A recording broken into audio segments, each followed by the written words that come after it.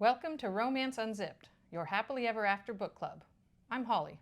And I'm Annie. We read, write, and obsess about all things romance. Let's dive in. Hey. I'm Holly. Hey, I'm Annie. This is the Romance Unzipped podcast. We are your happily ever after book club. Today we are talking about... We've got Emily Henry's new book, A Great Big Beautiful Life. Yes, it just came out, and for once, we are timely with our selection. Yes, we're in the now. We are in the correct year, same year as publication. I get so excited for Emily Henry books, Yeah. I couldn't wait. Yeah. Not that I need to, but I was pretty pumped about this one. Yeah. So give me the quick and dirty. So this book takes place in a small, I'm assuming it's fictional, little beach town in Georgia called Little Crescent Island, but it was such a beautiful setting. I would believe that it was real. It was a community that's mostly got tourists or retirees, a little bit sleepy, and our main characters, Alice and Hayden, are occupational rivals. They're both writers, journalists. Yeah, he's already had a Pulitzer Prize winning biography, and she's trying to break into that respectable writing. Yeah, with this kind of iconic, elusive, historical celebrity figure. Yes, who has been out of the limelight for 20 or 30 years, and Alice managed to track her down. So the setup is that she's wanting to write a biography, but Margaret, this octogenarian, famous woman from old money that was all over the tabloids in the, I guess, maybe 60s and 70s, if that's the correct time frame, that she's now ready to tell her story, but she's trying to decide, who gets to write my story? Who will it be? Obviously, the future lovebirds. Yes. So there's a dual story. You learn about Margaret's story as Alice is learning about Margaret's story. Yeah. So there's the present tense where Alice and Hayden are falling in love, and then this whole past story that we learn from Margaret. Yeah. So it's a small town, sort of, beach town. That's not really central to the story. Mm-hmm. And I would say the tropes for this snapshot, it's definitely contemporary romance, but it is written in tandem with this historical family legacy of Margaret, this fictional kind of American old money family. And then, as Holly said, the occupational rivals, so they're fighting each other for this job, but not fighting, they're competing, I guess. They hadn't met before the opening of the book when they both realize they're trying to get the same job. So they don't have a long-seated rivalry, but they're definitely competing for the same job. And there's no animosity. Usually, I feel like in these kind of competition, there's definite animosity or like shenanigans of trying to undercut or just some kind of a little bit bad intentions. Bad blood, maybe? Bad blood, yeah. Yeah, they respect each other, both. And they're quite drawn to each other, in fact. Yes. So there's that trope, and I guess it kind of like family relationships. Yeah, it follows this multi-generational family saga of this super rich, everybody is interested in them. They owned a bunch of newspapers, and then they were also famous in Hollywood, and he was one of the husbands in this multi-generational family, was basically like Elvis 2.0. Yeah. Very, very famous. Yeah. It had definite Hearst family vibes. Yes, for sure. Including where they lived. They lived in a big castle on the Central Coast. Yes, and the kind of prolific control of the media and being the creator of the West Coast news empire and then merging over to the New York media empire. So it definitely had those feelings and that kind of public fascination. So yeah, it's two stories in one, essentially. Yes. And it's got these dual timelines. It's a single person point of view. It is single person point of view. From Alice. So let's see, what does Alice look like? What's her snapshot? She doesn't really describe herself that much physically. We know that she's kind of tall. She's 5'9", and she's 33 years old. But beyond that, what we know about her is more just her personality. She's very optimistic. She's bubbly. I think within the first few minutes of meeting Margaret, Margaret says, "Oh, I have one question for you," and it sounds like it's going to be kind of important. And she says, "Are you always this perky?" Yes. And Alice says, I decide not to lie. Yes. Yeah. So she's a fun character to read because it's genuine. She also has some melancholy mixed in. She's not all rainbows and butterflies all the time. Two-dimensional. But she is very happy. She's got this attitude of, I want to make the most out of life. You never know what somebody is going through, so I'm always going to be really empathetic to other people. And she just is I think Hayden describes her as, you're the least cynical person I've ever met. Yeah. I felt like she was relatable because you were reading it through her lens, and she wants to see the best in the world. And for me, it was enjoyable. Yeah. And she consciously makes a choice to see the best in the world. It's not that her life is the best, but that's what she chooses. Yeah. And then the other counterpart is Hayden. Broody. Yeah. Emily Henry likes to write Taciturn. This type of male lead. Intellectual, reserved. He seems like he's kind of an asshole and he's really standoffish. But then once you get to know him, you realize he's a sensitive guy. He's very kind and caring and is he does sweet gestures for her. He's actually not so mean. He's just kind of got a quiet disposition. Yeah. Dark hair, dark eyes. We don't ever even know what color Alice's hair is, do we? No, she talks about... One time she said it's kind of a mousy strawberry blonde. She does say mousy. And we know that her bangs get stuck to her forehead. Emily Henry loves a bangs. I think she has bangs in real life. I think she does. I've seen pictures of her. Yeah.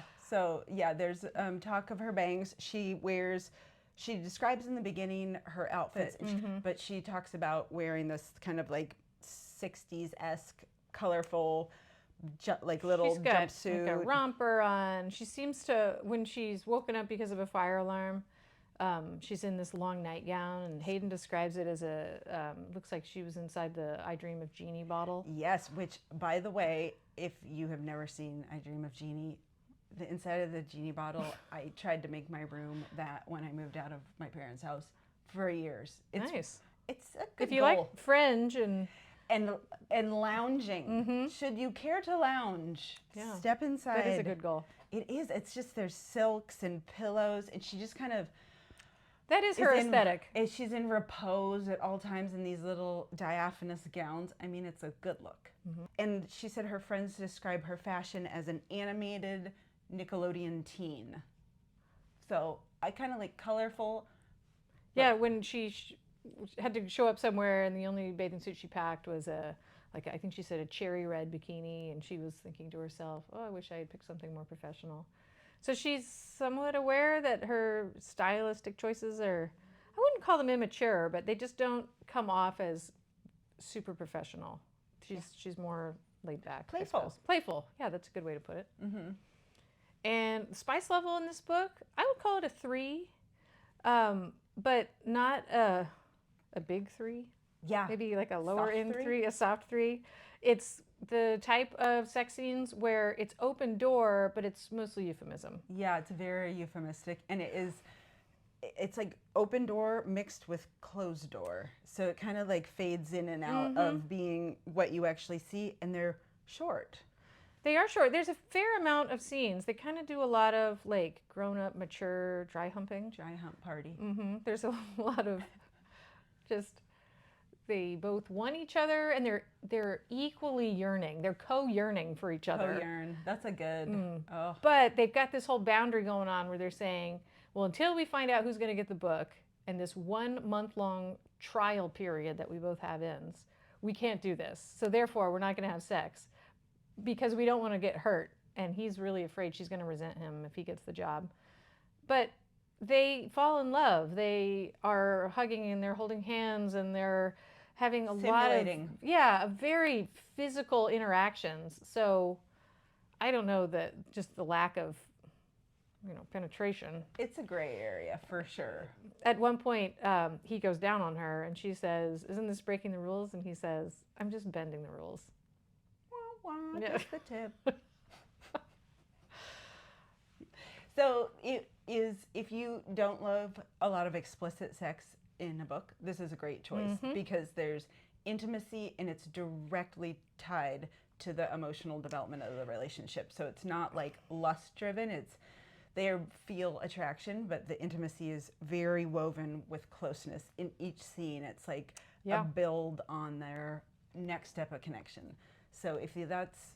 Yeah, I would say the way the sex scenes are described, I mean, I said it was a euphemism, but it's through the emotional intimacy. Those are even the words that are used to describe what's happening. She's saying things like, his hand inched down my leg and then I felt love for him or something, as opposed to describing something in a more physical way. Yeah. But they had some really hot scenes. There was one hug that they had.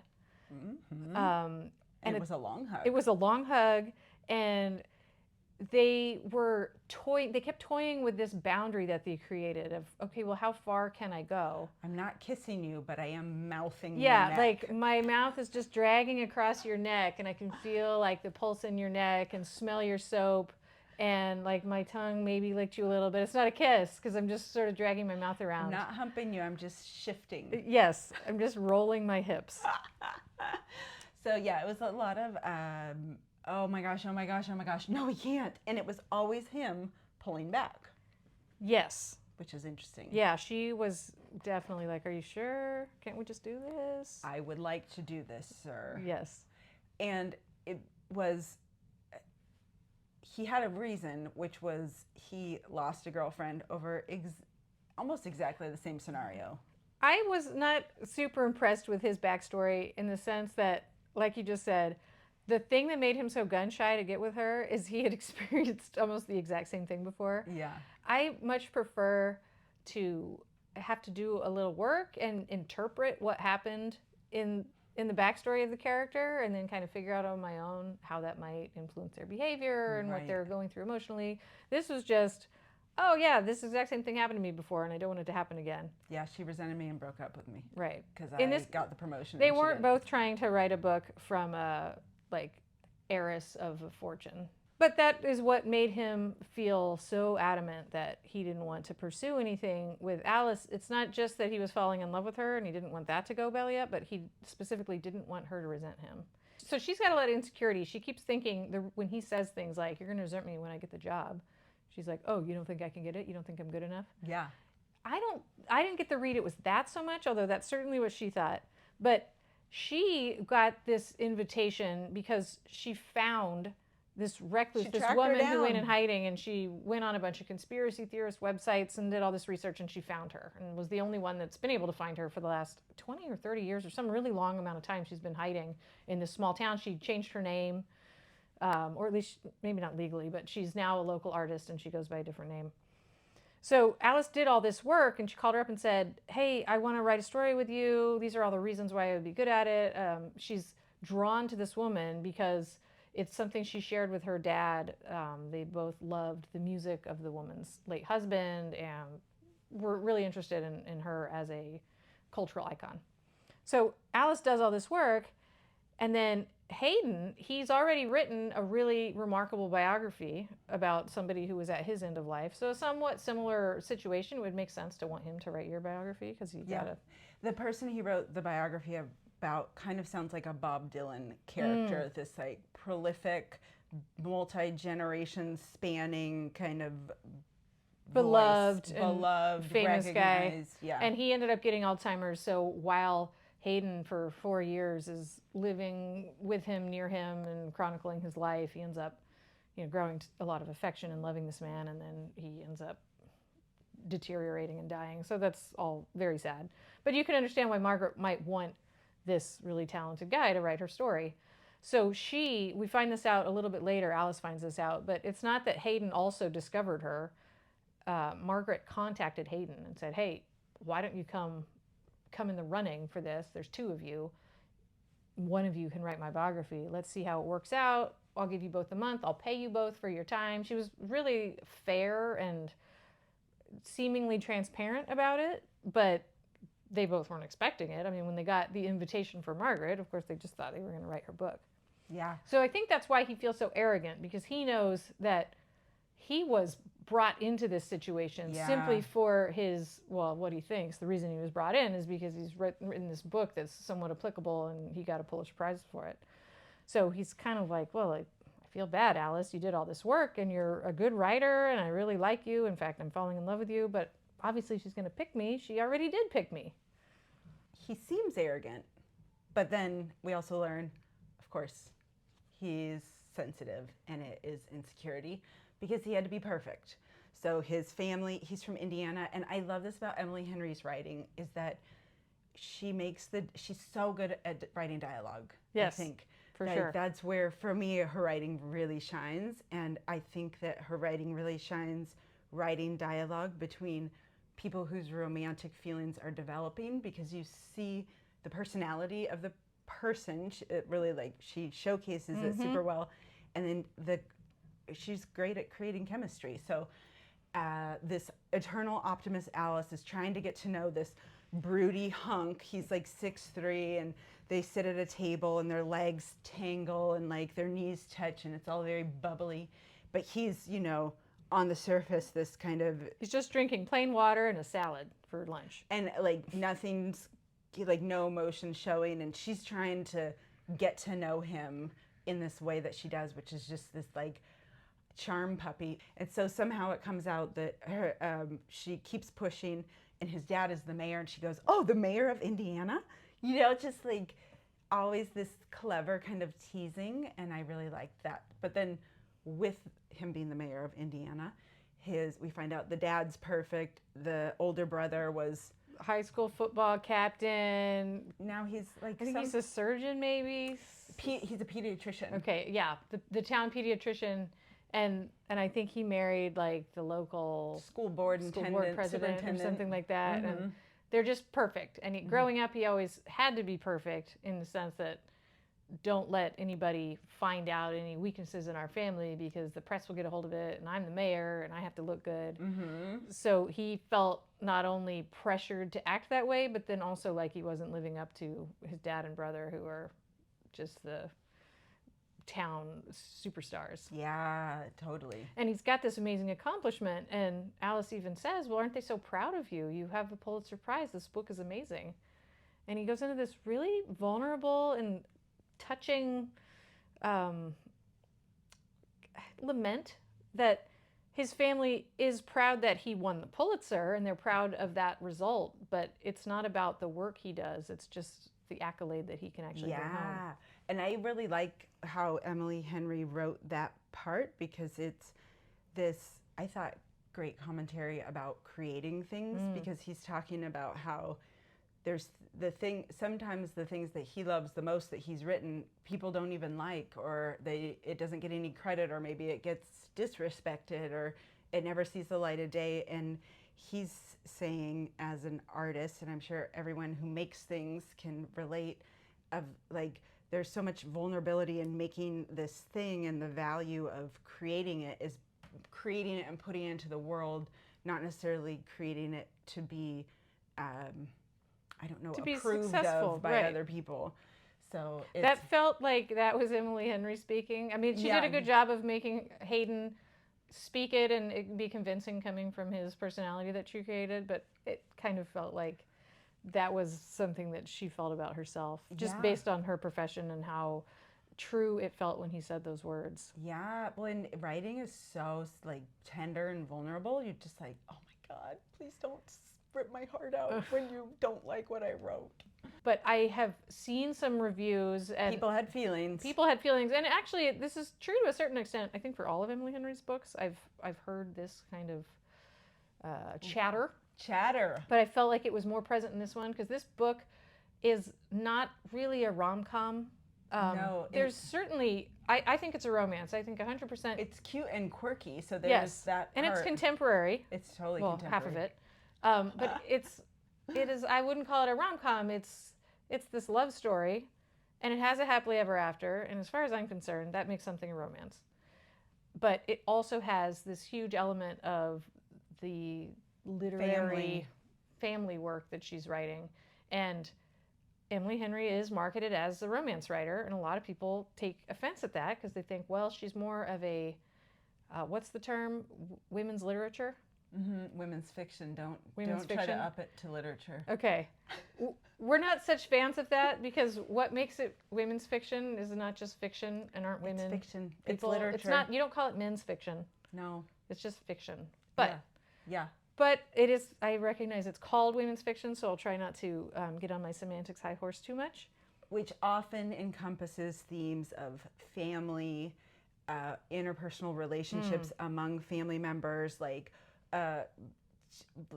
relationships over time. Sure, because we know that men don't have relationships or feel emotions, obviously. So you'd have to call that something different if you're going to write about that. That's literature. That's literature. Yeah, so there was feelings amongst the chatter of that it should have been in this other camp. And we're thinking, what if? The author wants it to be a romance novel. She calls it a romance novel. And it is a love story. Spans multiple genres. Right. And so what if the subgenre is women's fiction? Right. We have so many romance subgenres, and people don't seem to argue if it's a book about magic or a book about aliens or a book about murder that are going along with the romance. It's still a romance. I think that's pretty accessible to understand. But then if you also include these other emotional themes, yes, that tend to get categorized in women's fiction, it starts some complaining. And I think it's maybe just a case of people's expectations being not matching up with reality. So let us set your expectations. You let us open a new window. Yes, this book is a lovely book. It's so beautifully written. It is. I didn't love every part of the book, but I loved all of the writing, even through... She's a great writer. Even through maybe certain scenes or setups that I wasn't so on board with. I just love reading what she has to write. So we talked about a little bit of Hayden and what his backstory is and where he's coming from. Alice, she's got some insecurities. She does. Mostly coming from her mom. Yeah, so there's this also huge mother-daughter theme in the book, and here's the spoiler. Margaret's child is Hayden's mom. So Hayden is the grandson, but she gave this child up for adoption like 5 minutes after she was born. And the way the story portrays it, it was an act of love. Yeah, they didn't want to subject the kid to this chaos of all the paparazzi. That's what ended up killing her husband, the love of her life. It was it's like a Princess Diana. Yes. Yeah, where they were on the way to the hospital and the paparazzi were following them, and it was a high speed and there was a car accident and he died. And it was later revealed, was going to the hospital. I think that was at the beginning of the pregnancy. Yeah, there was just concerns. So she just kind of came to this conclusion: if I want a normal life for my daughter and I want her to thrive and not be trapped in this oppressive world of constant paparazzi, I have to let her go. I have to open that bird cage. So she put her up for adoption. And whether or not you think that's a good idea, it made sense within the story. It was an act of love in Margaret's mind based on the life she had lived. And now it's 60 years later or something. And she's having feelings. She's wanting, did I make the right call? How is my daughter? What did her life turn into? And she finds out that Hayden is her grandson. So this whole idea of writing the book, and even some of the information that Alice got. Alice was looking for Margaret on her own accord, but she got this juicy lead that ultimately led to her finding her, and that was orchestrated by Margaret, we find out. And the book, it was all a ruse. She just wanted time to meet Hayden, and she needed a plausible way to spend a month with him so she could get to know him, so she could have this feeling of, I did the right thing. It was a good decision to send my daughter off, because look how she ended up. She had a normal life, and then she had this grandson, and he's a great guy, and that's kind of what she was going for. Yeah. But towards the end of the book, all this manipulation is revealed, and the relationships are revealed. We don't know about Hayden, and actually a big part of their tension and what's keeping the characters apart at the end of the book is that Alice finds out, she figures it out, that Hayden is her grandson. She's clever. Yeah, but Hayden doesn't know, because Margaret hasn't told anyone. Alice happened to discover that, and Hayden hasn't found that clue yet. But they both had to sign NDAs, which they expected. They're talking to a super famous lady with all these, buried secrets. So she can't tell Hayden, and she has this epiphany. I mean, she's just racked with so much angst and misery that she loves Hayden, and there's no way she could have a meaningful relationship with him and hold this secret and not tell him. That's just not an act of love to do that to someone. But she also can't break this NDA because it's the law, and she agreed to it, and she's just stuck. So she doesn't ghost him, but she tells him, this isn't going to work, I can't. And she doesn't know why. It's an emotional ghosting. Yes, it is. And it's out of nowhere. You would be very hurt. And he was so worried. And they had I love you'd at this point. They both were really all in sex with each other pretty much the whole book. The only thing stopping them was, well, let's wait and find out what happens with this book and who gets this dream job. And then he ends up turning it down, and he says to Margaret, I don't even want the job. This isn't as important to me as Alice. And it's right at that time that Alice figures it out. And so she comes back, and he says, she says, you turned down the job. Why did you do that? And no, we just can't be together. I can't. That's all she says. I can't. I feel like even with the NDA, she could have said, there's an NDA. I can't. Like, she could have still been somewhat vague, but at least given him a clue that it was because of a legal quagmire she was in that she couldn't help. So she retreats to her mom's house, and the whole book has kind of set up this internal friction she has towards her mom.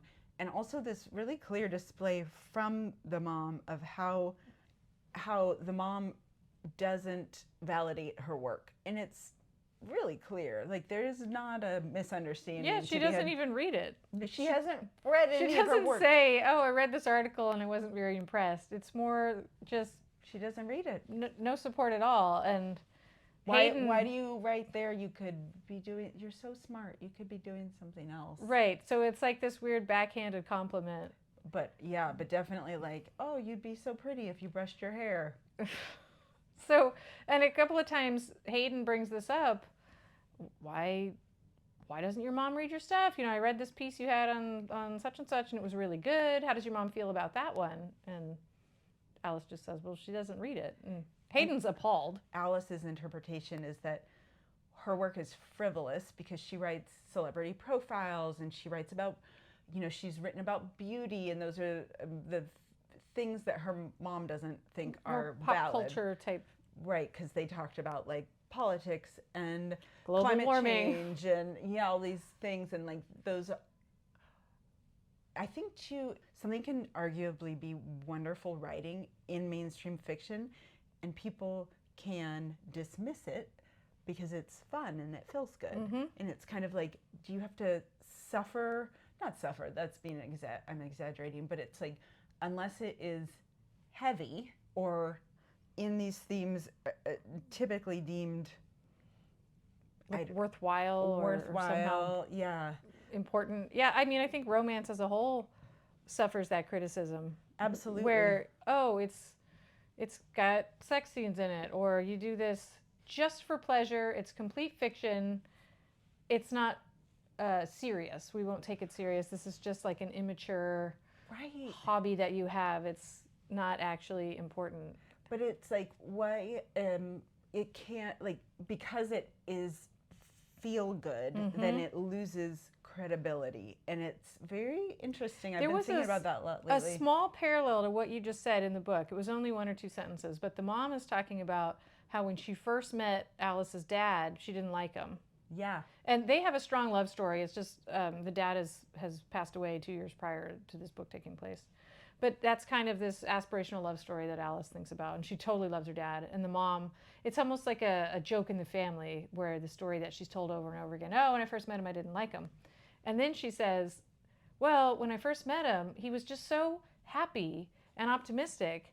And he would sing. And he would just sing when he was walking around. I thought he was dumb.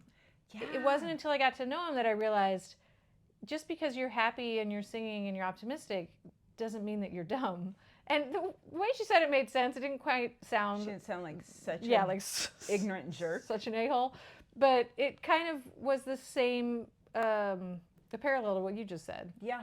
And I guess actually a parallel to the way the mom treats Alice's career. Yeah, absolutely. And Alice. And Alice. So Alice she's never said anything to her mom about this. And Hayden, they have a big fight in the book because Hayden's saying, why don't you tell her how you feel? Like, why do you keep pretending like everything's okay? And Alex gets really defensive, and she comes back really over the top. It's kind of unfair the way she responds to Hayden. But also, just a side note, I mean, he's met her family once. He's known Yes. her like 4 weeks, and he comes in and he's like, You should change your whole dynamic with your family. Yeah, I respect that you have this built-in deniable like approach to coping with your relationship with your mom, but you know what? I'm gonna just yank that. Yeah, why right don't you just off. peel back all those layers? You better fix yourself. I know how you can do it. But he's saying to her, you're not being genuine. Tell her how you actually feel. And Right. Alice's it's whole... to protect her. It is a protection. And what she says, her self-deniability is, well, this is who I am. I'm not going to change. And that's who she is. She's not going to change. So why should I try to have her read my stories and then just pretend she likes them? It's better if we just don't talk about it at all, because she doesn't like that kind of thing. I do like this kind of thing. We'll just leave it unsaid. And that's a very unsatisfying answer to Hayden. And that's a part of her growth, maybe the main part of her growth. By the time we get to the end of the book, Mom talk. Yes, she realizes, I want to have a genuine relationship with my mom. It is worth talking to her about. I do need to tell her how I feel, even if we're different people and she doesn't like my writing. Yeah. She can read it and tell me what she does like, or she can pretend. Like, that's a normal way to interact with someone, not just to ignore what they do. Yeah, and I think the crux of it isn't like she just needs to be honest with her once. Hey, it hurts my feelings. You don't ever read this. And then that's it. It can be done, but she's keeping something inside, so she's having this... She's creating a barrier. Yeah, inauthentic relationship. But so her and Hayden, before all this comes in, he's going to like save her life. They pull up to this house that's kind of ramshackle and eccentric. And the mom looks up in all her gardening gear, and Hayden has this reaction of like, oh my gosh, I didn't realize. And she goes, I know, because her mom is beautiful. And so she describes what her mom looks like as this like red hair and creamy skin and that porcelain skin, and that her sister looks the same way, and that she looks more like her dad with kind of mousy strawberry blonde hair and tan skin. And that's, I think, the only time. Yeah, that's really the only description she gives. It's like, in relation to her mom and sister. All that's to say, the mom theme ran heavy, and it was under like decades, lifetime of hurt and pretend I'm not resentful about this, but resentment from hurt. She's hurt that her mom seemingly doesn't really value or respect her, what she thinks is important, or her work. And then as it all kind of culminates, and she has this breaking moment, and the mother-daughter story of Margaret comes to a head, and Alice turns to her mother and has this conversation that Hayden had implored her to have ages ago. And reader, it was implausible. It was one conversation that reversed a lifetime of dysfunction. Yeah. So she just said, Mom, you hurt my feelings. But why it feels like you don't like me. I know you love me because you're my mom, but I feel like you don't respect me, and it hurts, and I wish Dad were here. And her mom said, oh, honey. Oh, honey.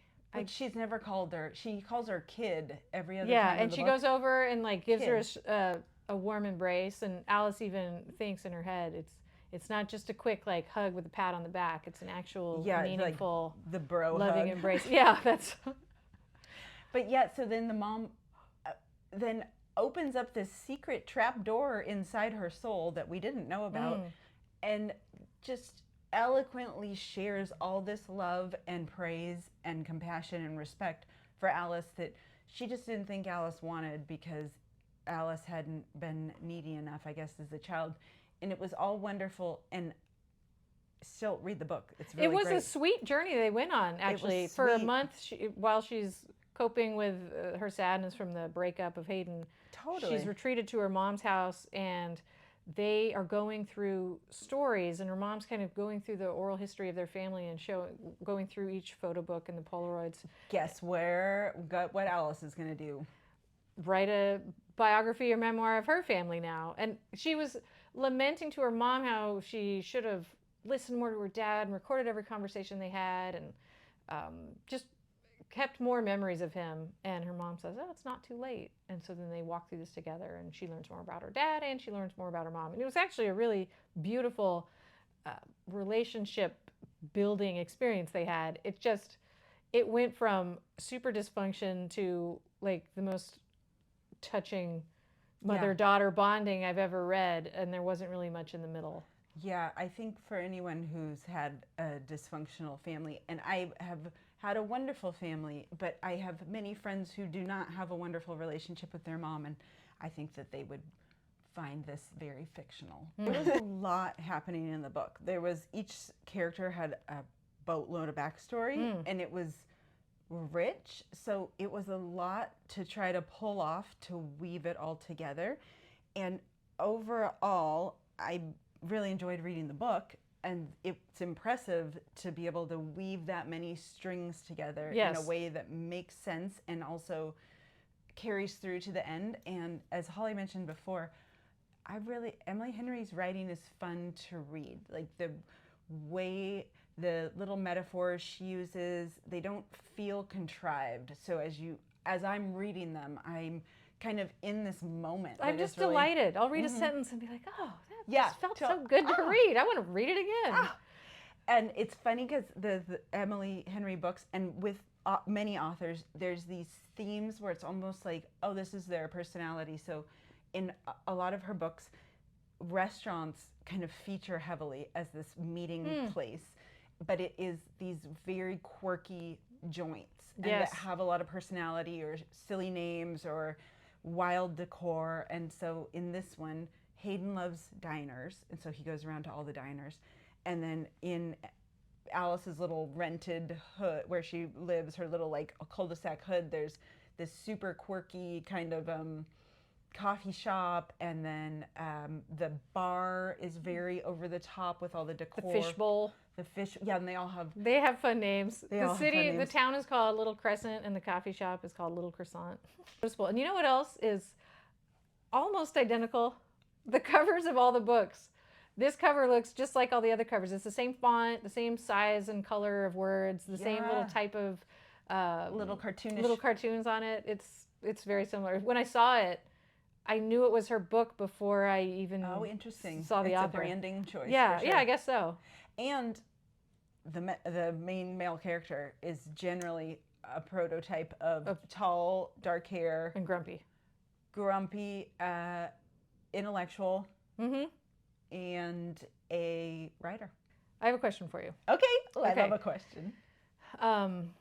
This is not one of those questions, you know how some people say, like, oh, any answer is right. You can't have a right or wrong answer. This one, I can F it up. I'm looking for one particular answer.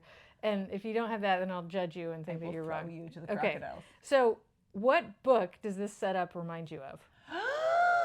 Okay, let me think. And I'm talking about like the narrative structure of the dual plots. Okay, this book, it was so similar to The Seven Husbands of Evelyn Hugo by Taylor Jenkins Reid. I haven't read it, but I have read people comparing the setup as similar. So you are not alone. Okay, I was reading it and I kept that like itch in my brain. I was like, what does this remind me of? Interesting. And then I remembered, I had this epiphany. Are they journalists? I don't know if they're journalists per se, but it's this older lady who wants to tell her life story, and she's also this Hollywood starlet with all these crazy, larger-than-life stories that happen to her, and the younger woman is interviewing her. I had this epiphany, and so of course I had to go Google it just to confirm that I'm not going crazy. And I'm thinking to myself, yeah, this reminds me of that book that I read when it came out 2 or 3 years ago. And I Googled it, and it came out in 2017, which was not 2 or 3 years ago. No. It was like this mini existential crisis, like a microdose. I couldn't believe it. I wished I hadn't have even looked. Yeah. But if you like that book, I'm not saying the books are the same, and the writing style is not the same, but it's a very similar structure. Yep. Where you have the dual storylines. And you kind of mentioned this a minute ago, but that is so hard to pull off. I would think. I haven't tried to write a book like that, but it makes me appreciate Emily Henry's writing style more, because so much of this book was just exposition. She's just describing things that happened in the past. And that, without getting ultra boring, is hard to do. It is really hard to do. And sometimes when we were reading about the Margaret's life in the past, it was more like we were there, we were watching what was happening, and you were seeing dialogue between characters. That did happen. But a lot of it was Margaret just telling a story. I had made a note that these mini expositions, because they're pages long, that each one is like a little short story. So a short story is this own world unto itself. And so each one felt like that, but it flowed within the larger story. But it wasn't like, I'm just getting this info dump that's kind of a side note so I can catch up what's going to happen on the next page. It was like, I'm dropped back in time to this little history story. And I'm actually kind of fascinated about this guy named Lawrence, who's a real jerk, but he is driven and he builds this whole little land. Oh, and then this happens, and oh, this happens. So for me, as an author, she pulled it off because they were like little short stories. They were really well-written worlds unto themselves. And I think the way Margaret was telling the story to Alice was very much about why these different members of her family were driven to do what they were doing. So the way the story was presented was through their motivation, and it just made it more compelling. It wasn't dry. And interestingly, Alice was a little bit impatient when Margaret started, and she starts like, back, I want to talk about you 70 years ago or something. She's like, come on, what did I came here to talk about you. And then Margaret says, this is me, this is my family, this is what shaped who I am. So I think maybe it's that attitude of each of these steps in this story resulted in my ultimate story. Maybe that's what made it so interesting. All those little mini stories, I had made a note that these people are just driven by self-will. Yes. They are it's like instincts run wild, where they're like, this is the thing that is going to make me happy or going to ease this pain, and then they're just at all costs striving to achieve it. And there's a ton of wreckage. They just because it's people, instincts run wild, running on self-will with much a lot of money. Yes, you can really wreck things. Yeah, maybe it's a good thing not to have that much money, because whatever trouble you get into, it's bounded by large. Just your circumstances. Bounded by nothing. Yeah, they had no boundaries. So it has a happy ending. It ends up, they write it together. They write it together. But it's kind of neat because on the jump there, when she retreats to her mom's house and her healing happens with her mom and they get connected, she decides, as Holly said, to write the love story of her parents because it was so fabulous, which is really sweet. And it made me think of my friend who is a writer, who's a fabulous writer, and she just published a book called My Dearest Bee, and the author is Peyton H. Roberts. But she took love letters from her grandpa to her grandma when they were when he was away in the Army. When he was away in the Navy. And so it's kind of a similar thing, like using this piece of family history, because she really, in the book, Emily Henry uses like the pictures and the albums as this kind of That's how they tease out what the history was. I love those epistolary romances. It's and called books epistolary, where you're reading the story through letters that are written back and forth from one to the other. So after Hayden comes, letter in hand, pours out his heart, it all happens really quick from there. Yeah, it's kind of, I was feeling downright angst, like that catch in the back of my throat and my eyes watering a little as they were breaking up, because it's so sad. They both love each other. Yeah. And she's just stuck in this spot where she doesn't feel like she has a way out because of the NDA, and she's found out that he's the grandson and he doesn't know. So that was all so painful, but that was at 95% of the book. So there's not much time before he comes back, he knows what happened, and then they write this book and they have a baby. So you're not having to hold on to that angst for very long. But it was very palpable, which I like. Yeah. I like, too, and Emily Henry does this well, that all the tension and the thing that was pulling them apart was not them. It was an outside force. Oh, yeah. It's like the conditions, not the... So it wasn't some misunderstanding, and it's not something they could have done differently. They were stuck in this situation where they were both competing for a job, and they lived on different coasts of the country, And then there was this weird NDA thing with the secret baby. None of those things they could control. So then once it resolved, they still love each other. There's not this internal battle where as a reader you're thinking, oh, well, how do I forgive him for doing that thing? Or why now are they going to accept each other? It's only been a few weeks and she, whatever, insulted him. But there was none of that. Yeah, they were both in from the start in their own ways. But it wasn't, as you said, this, yes, no, I don't know. It was the circumstances, push, pull, yeah, push, circumstances, exactly. So the circumstances resolved and it was a happy ending. What are we going to read next? Ooh, this book is by Gianna Darling. It's subgenre mafia, and it is called My Dark Fairy Tale. Yes, that's what we're reading. It's set in Italy. It is about an innocent young woman, Guinevere, and a very, very hunky Italian mafia man. So let's do it. Let's do it, shall we? Thanks for joining us. We love talking about romance with you guys. Okay. Well, everybody have a happily ever after. Bye. Goodbye.